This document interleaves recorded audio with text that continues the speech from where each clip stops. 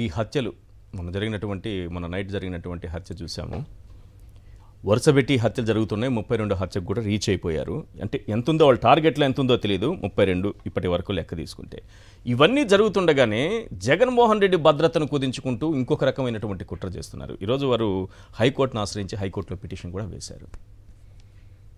ముందుగా సాక్షి ప్రేక్షకులకు నమస్కారం అండి. అలాగే ప్యానల్లో ఉన్న పెద్దలకి మీకు కూడా.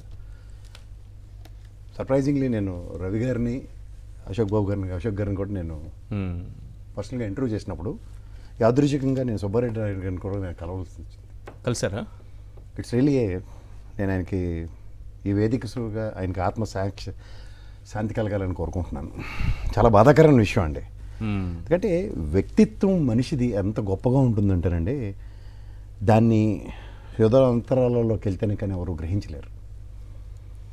ఎవరికైనా ఒక పార్టీ పట్ల మమకారం ఉంటుంది. వాళ్ళు ఇది ఒకటి కన్నా దీనికి ఒక అనకాపల్లి ఇన్సిడెంట్ ఒకటి చెప్తాను మీకు. ఇప్పుడు దానికి నంద్యాల ఇన్సిడెంట్ అయినా సరే, ఆయన ఎవరో ఓటు వేయలేదని వాళ్ళ ఇల్లులు కూల్చే కార్యక్రమం చేస్తున్నారు. ఓటు వేయలేదని వీళ్ళు ప్రాణాలు తీస్తున్నారు. ఇప్పుడు ఈ పని వాళ్ళ బోండవమ్మ గతంలో కనుక చేసి ఉంటే, అరే 13 ఓట్లతో ఓడిపోయానని ఐడెంటిఫై చేసి వీళ్ళ వల్ల నేను ఓడిపోయానని కొట్టాడంటే నాకు అర్థం ఉంటుంది. వాళ్ళే దగ్గర నిన్ను వేల మెజారిటీలో వాళ్ళే పెద్ద పెద్ద కబుర్లు చెప్తున్నారు కదా. ఇప్పుడు ఈ గెలుపోటములు అన్న వాటితో గెలిచారు మీరు. గెలిచిన తర్వాత ఈ ప్రజాస్వామ్యంలో ఒక వారం రోజులు 10 రోజులు 4 రోజుల పాటు అనిశ్చితి ఉంటుంది. ఎవరైనా సరే ఆవేశాలు ఇదేంటి సార్ 2 నెలలు కంటిన్యూ. నిన్నైతే రిజల్ట్ వచ్చిన దగ్గర నుంచి నిన్న చూసుకుంటే, నిన్న 4వ తారీఖు చూసుకుంటే కన్సాక్టివ్గా 60 days ప్లస్ రోజు రావడానికి కష్టేనా. దీంతో అనిత గారేమో ఏది లిస్ట్ ఇమ్మంటున్నది. ఏమని జస్టిఫై చేస్తారండి? సేఫ్ అండ్ ఇన్స్టెంట్ ఆవిడ మాటలకే మాట్లాడదాం. ఇప్పుడు వినుకొండలో రషీద్ని చంపారు, నంద్యాలలో సీతారాంపురంలో సుబ్బారెడ్డి గారిని చంపారు. పోలీసులకి ఎన్నిసార్లు కాల్ చేశారు ఇందాక మీరు విజువల్స్లో చూపించారు. నా దగ్గర కూడా లిస్ట్ ఉంది, దాన్ని ప్రొవైడ్ చేయగలను, చెప్పగలను కూడా. ఇది రాజకీయ హత్యల వల్లకాడ పక్క తీయండి సార్. హత్యలు జరుగుతుంటే అవి శాంతి భద్రతల సమస్య హోమ్ మినిస్టర్ పర్వ్యూలో ఉంటాయో ఉండవా చెప్పమనండి సార్. ఫస్ట్ బేసిక్ కదా ఇది. బేసిక్స్ ఎప్పుడైతే డివేట్ అవుతున్నాయో వాళ్ళు ఏంటంటే, ఇప్పుడు ఈ హత్యల మీద నిరంతరం చర్చ అవుతుంది అనగానే ఇవాళ జగన్మోహన్ రెడ్డి గారికి సెక్యూరిటీ తగ్గించారు. ఆయన పిటిషన్ వేశారు కదా హైకోర్టులో. అది కూడా ఎలాంటి భౌగోళిక కబుర్లు చెప్పుకుంటూ వచ్చారు. ఆ పొగడి ఛానల్లో 950 మంది అని చెప్పారు. ఏడండి 950 మంది? ఆవిడే మళ్ళీ నిన్న కాక మొన్న ఏం చెప్పింది, ఎన్ని వేల మంది పోలీసులు ఉన్నారో మనకు తెలియదా, ఎంతమంది ఉన్నారు, 2,70,000 మందికి ఒక కానిస్టేబుల్ ఉన్నాడు హోంమంత్రి స్థాయిలో. ఆవిడకి తెలిసి మొన్న ఎంత చెప్తుంది, పోలీస్ వ్యవస్థ ఎంత తక్కువ ఉందని ఆవిడే చెప్తూ పక్కన ఇలాంటి పోలీస్ వ్యవస్థ 950 మంది ఒక జగన్మోహన్ రెడ్డి గారి సెక్యూరిటీ ఉందంటే ఇవాళ 139కి రేపు పొద్దున్న పబ్లిక్ ప్రాసిక్యూటర్ గవర్నమెంట్ తరఫున దాన్ని డిఫెండ్ చేయాలి కదా యాజ్ పర్ పేపర్లో. అంతే కదా. 14 లక్షల కోట్ల అప్పులని పకోడి కబుర్లు చెప్పి రాసి 10 లక్షల కోట్లు అని చెప్పి గవర్నర్తో చెప్పించి 9,64 కోట్లని చంద్రబాబు నాయుడు గారు ప్రెజెంటేషన్ ఇచ్చి దానికి లాస్ట్కి 7,48,000 కోట్లు నేను చేసేయాలని చెప్పిన దానికి 2,26,00,000 జస్టిఫై చేయలేకుండా కింద మీద పడుతూ పథకాలు ఇవ్వలేనని చెప్పినంత సులువు కాదు కదా ఈ మానవ ప్రాణాలు. ఎందుకంటే జనన మరణాలు అన్నవి ప్రతి దగ్గర రిజిస్టర్ అవుతాయి. ఇవాళ ఈ విధంగా సంభవించిన మరణాలు పోస్ట్ మార్టంకి లీడ్ అవుతాయి. మీకు ఒకటే చెప్తున్నాను సార్, మీరు పోలీస్ స్టేషన్లో చెప్తున్నారు ఈ 32కి సంబంధించిన గవర్నమెంట్ హాస్పిటల్లో పోస్ట్ మార్టంలు జరిగే లేదా పోస్ట్ మార్టం రిపోర్టులు తీయించండి ఫస్ట్. ఈ హత్యలు పోస్ట్ మార్టంలో అవుతాయి కదా, తర్వాత పోలీస్ ఎఫ్ఐఆర్లు. ఇవాళ నాన్నగారు ఇంటర్వ్యూలో చెప్తున్నారు ఎఫ్ఐఆర్లో ఫైల్ చేయట్లేదని. నాకు ఎఫ్ఐఆర్లు ముఖ్యం కాదు, ఇవి పోస్ట్ మార్టంలు జరగకుండా దహన సంస్కారాలు జరిగేలే చెప్పండి ఫస్ట్. కళ్ళ ముందు చంపిన వ్యక్తి ఇప్పటికే తప్పించుకుని తిరుగుతున్నారు. సుబ్బారాయుడిని కళ్ళ ముందు చంపిన పోలీసుల కళ్ళ ముందు, పోలీసులు అక్కడ ఉన్నారు, ఆయనకి రక్షణగా నిలబడిన వ్యక్తిని కూడా ఇక్కడ నుంచి నువ్వు ముందుగా వెళ్ళిపో అని పోలీస్ స్టేషన్ దగ్గరికి పంపించేసి, నువ్వు పోలీస్ స్టేషన్ దగ్గర నుంచి అక్కడ పోలీస్ స్టేషన్లో ఉన్నావని నాకు ఫోటో తీసి వాట్సాప్లో పంపించని చెప్పి వాట్సాప్లో అతను పంపించిన తర్వాత ఈ గుండాలంతా వచ్చారు. పోలీసుల రక్షణ ఇంకెందుకు సార్? నేను ఒకటే చెప్తున్నాను సార్, దీన్ని బట్టి మీకు అర్థం ఏంటంటే modus of operandi. Jaganmohan Reddy garu చెప్పింది ఒకసారి రీకలెక్ట్ చేసుకోండి. This is called modus of operandi. నేను మళ్ళీ చెప్తున్నా, అతి దగ్గరలో మీ పేరు ఈశ్వర్ కాదని జస్టిఫై అవుతుంది. ఈ విధంగా జరుగుతుంది సార్. ఇప్పుడు ఈ విధంగా ఒక డిజైన్డ్ ప్రోగ్రామ్ డెరైవ్ అయినప్పుడు ఆయన పోలీస్ స్టేషన్ దగ్గర ఉంటాడు, ఇక్కడ కూడా ప్రత్యక్షమైన సాక్ష్యాలతో సైతం ఉంటాయి వాళ్ళ దగ్గర. ఈ సబ్స్టాన్షియల్ ఎవిడెన్సెస్ని సప్రెస్ చేయడానికే వాళ్ళు చేస్తున్న ఎత్తుగడల్లో ఆ మోడస్ ఆఫ్ ఆపరెండా మీద ఫస్ట్ అడ్రస్ చేయండి. హత్యలు జరిగాయి అన్నప్పుడు రాజకీయ కక్షలతో వాళ్ళ పార్టీలు వాళ్ళే వాళ్ళ పేర్లు మార్చుకొని చంపుకుంటున్నారు అన్నది ఓ పక్క ఎస్టాబ్లిష్ చేస్తున్నారు. మీ దగ్గర లింగలింగం అనుకుని ఒకటే ఛానల్ ఉంది సాక్షి, వాళ్ళ దగ్గర 10 ఉన్నాయి. 10 మంది ప్రవక్తల్లా చెప్తున్నప్పుడు వచ్చే అట్రిబ్యూషన్స్కి మీ దగ్గర సస్టైనిటీ కూడా లేదు. అంచేది ఏంటంటే 950 అన్నది వాళ్ళ ప్రజలలో బుర్రలో ముద్రలు వేసిన తర్వాత, ఆ బారికేడ్లన్నీ తీసిన తర్వాత ఎంత స్వేచ్ఛగా తిరుగుతున్నామని చూపించిన తర్వాత అక్కడ ఉన్న 950 మంది కాదు 139 అని ప్రూవ్ చేసే సబ్స్టాన్షియల్స్ మీ దగ్గరే ఉన్నాయి. ఇది గమనించండి ఫస్ట్. ఇది మోడస్ ఆఫ్ ఆపరెండా అంటే. ఓకే. మీకు ఆల్రెడీ ప్రొవోక్డ్ 950 మంది అని ఓదరగొట్టిన తర్వాత ఇప్పుడు జనజీవన స్రవంతి ఎలా తిరుగుతుందో చూడండి. వాళ్ళ మీడియా వాళ్ళు ఎప్పుడైతే వీడియోలు తీశారో that itself is a clear cut విండెక్. ఇది గ్యారంటీగా ఇది ఎస్టాబ్లిష్ చేయడానికి వాళ్ళు గ్రౌండ్ ఎలా తయారు చేస్తున్నారు అన్నది. అపార్ట్ ఫ్రమ్ దట్ మీరు ఇందాక చెప్తున్నప్పుడు ఇన్స్టంటేనియస్గా రియాక్ట్ అవ్వాల్సిన చీఫ్ మినిస్టర్ గారు సంయమనాన్ని పాటిస్తున్నారు. ఇక్కడ కూడా సంయమనం ఉంటుంది చెప్తున్నాను. ఎవరితో?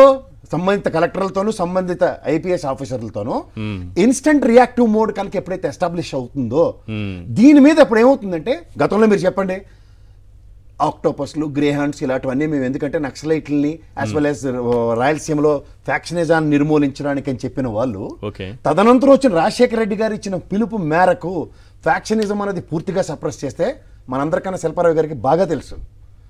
వాళ్ళ ఫ్యామిలీ సంగతి తెలిసిన వాడు ఎవడైనా మాట్లాడమంటే ఏం మాట్లాడతారన్నది కూడా అందరికీ తెలుసు. ఓకే.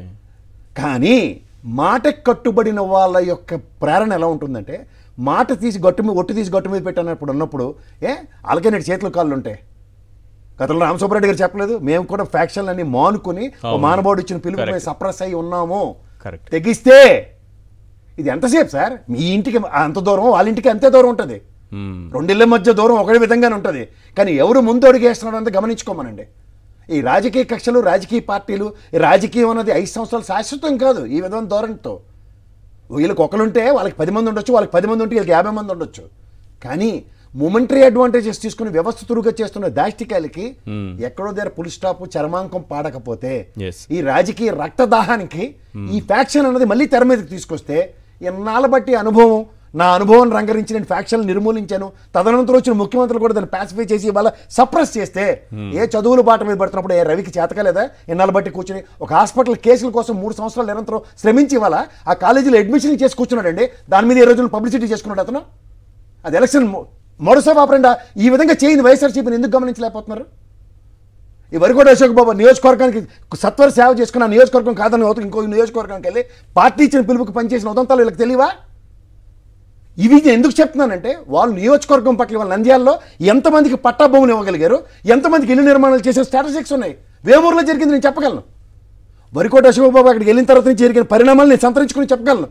ఒక ఆడపిల్ల అభంశోభం తెలియని ఆడపిల్ల బండి కాల్చేశారు అక్కడ.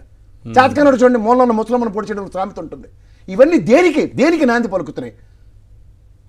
వీళ్ళు ఇవాళ నంద్యాలలో ఒక భార్య అడుపు తగిలితే ఆవిడకు కూడా నరికారు. రాయలసీమ సంస్కృతి గురించి మాట్లాడతారు కదా చాలా మంది, ఆడవాళ్ళు చిన్నపిల్లలకు జోలికి వెళ్ళమని.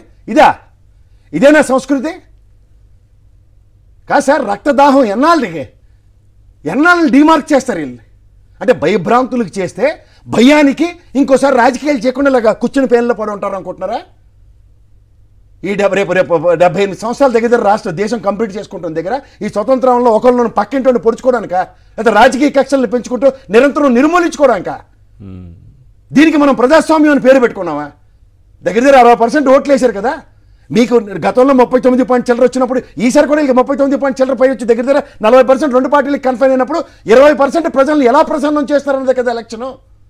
ఈ 20% ప్రజలకు కోసం మీరు రాజకీయాలు చేస్తారంటే వీళ్ళకి ఇలా హత్యలు అని కావాలా? ఏమైనా మెనూ డిసైడ్ చేసి ఇచ్చారా మీకు? ఇలా ప్రతిదీ పక్కదారి పట్టించి రాజకీయ నేపథ్యానికి తెరలేపింది ఎవరండి? ఇది ఆద్యం పోచారు. ఎందుకు? 100 కోట్లే రాష్ట్ర ఖజానాలో ఉన్న దగ్గర పల్లెత్తు మాట్లాడకుండా ప్రజల సంక్షేమమే నాకు కావాలి, ప్రజలు బతికితే బట్టగడితే నాకు చాలా అనుకుని, ఎందుకంటే హుదూతులి తుఫాన్తో ఎఫెక్ట్ అయి ఉన్నారు సార్. కరోనా ముందు కన్నా రాష్ట్రం ఉన్న దైవీయ పరిస్థితి చెప్పండి. ఇలా హంగులు ఆర్భాటాలకి వేషాలకి భాషలకి వెళ్ళదైనా వేషాలకి పోలే ఎరుబాగులలో ప్రజల్ని పరిరక్షించుకుని కూర్చున్న పాపానికి 2 సంవత్సరాలు కరోనా పాండమిక్ సిచ్యువేషన్ అడ్రస్ చేసి ఫస్ట్ 3 years ఆయనకి ఇవ్వాల్సింది ఏంటంటే కన్సిడరేషన్ కూడా ఇవ్వని. ప్రజలకు ఏం చెప్పాలి నాకైతే అర్థం కావట్లే. అంటే ప్రజల్ని పరిరక్షించడం తప్ప హుదూతులి తుఫాన్లో రోడ్లు వేసాం, పాల ప్యాకెట్ ఇచ్చాం, పెట్రోల్ కొట్టించాం అంటే నెక్స్ట్ డే నుంచి వాడికి పెట్రోల్ డబ్బులు అడిచారు. ఈ ప్రభుత్వం వచ్చిందాక ఆర్థిక సంస్కరణల రూపంలో ఇచ్చిన సంక్షేమ ఫలాలు ఏ విధంగా అక్కడికి వచ్చాయి కనుక్కోమనండి. కుటుంబాలు ఎలా నిలబడ్డాయి చూసుకోమనండి. ఇవన్నీ గమనిస్తూ ఇవాళ వీళ్ళకి ఏంటంటే దాటవేత ధోరణి. అక్కడ ఆ చిన్నపిల్ల చచ్చిపోయిన నీళ్ళ పడి ఏం జరిగిందో దాన్ని కప్పిపుచ్చడానికి ఇమీడియట్ గా జగన్మోహన్ రెడ్డి గారి మీద ఇవాళ ఇంత దాష్టికాలు జరుగుతుంది. దీని మీద చర్చ లేపించకల్లా సెక్యూరిటీ అంశాలు తెర మీద తీసుకొస్తారు. ఎన్నాళ్ళండి అబద్ధాలతో ఎన్నాళ్ళు కాలం గడుపుకుంటారండి? నిజం నిప్పులండి సార్. ఎక్కడో దగ్గర దాహనం ఆ రావణ కాస్ట్ వస్తే బయటికి తట్టుకోలేరు.